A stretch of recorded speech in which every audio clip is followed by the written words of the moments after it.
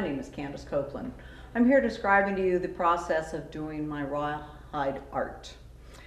We've gone through the phase of sculpting the face.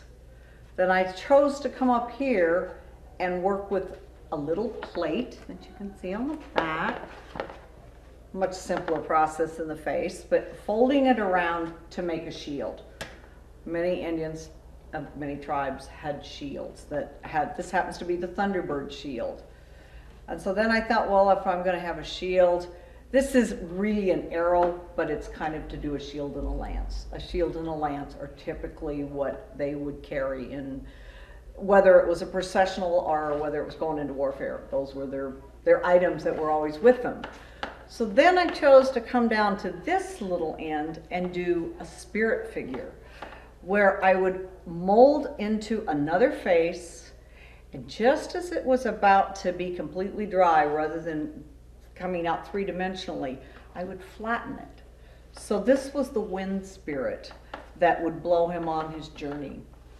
And you can just make out the great detail, and it left a little of the hair on this hide. It's kind of like an old goatee motif. This happens to be a little bit of bear fur on here, more up here. This is an arrowhead on the end.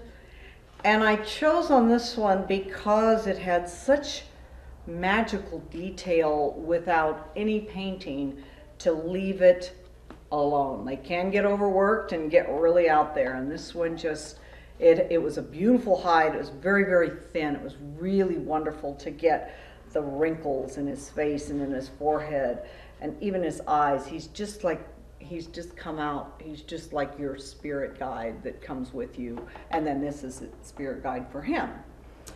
Little piece of red trade cloth, blanketing to complete the arrow to make this piece of rawhide art.